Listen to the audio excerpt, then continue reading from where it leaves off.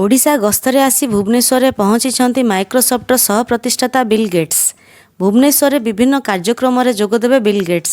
से आज माँ मंगला बस्ती गस्त कर मुक्ता और जागा मिशन रे होइथिबा विकासमूलक कार्य बुली देखिबे। एहा सह योजन किभली लोकंकु थैथान करा जायछि से नहीं अनुध्यान करिवे बिल गेट्स।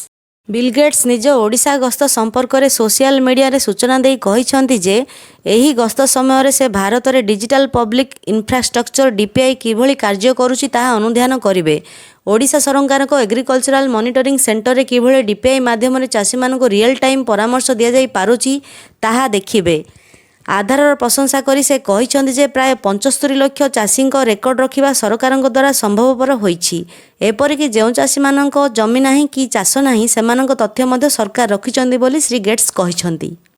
आज कृषि भवन बुलिबा बेले एही डीपीआई माध्यम रे चाषी मानक राज्य सरकार कालिया योजना रे देउतबा सहायता संपर्क में मध्य सूचना दिया जिवो।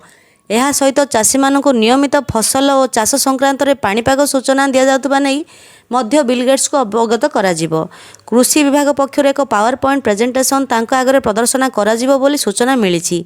पेस्ट मैनेजमेंट ठू आरंभ करी एआई उपयोग करी चाषी को नियमित रियल टाइम चाष संक्रांत सूचना प्रदान संपर्क में मध्य बिल गेट्स को अवगत करा जिवो।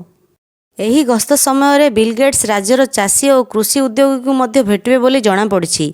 राज्यर किछि महिला चाषी और उद्योगी को बिल गेट्स एही समय रे भेटी सेमानकर मतामत नेबे बोली सूचना मिलिछि।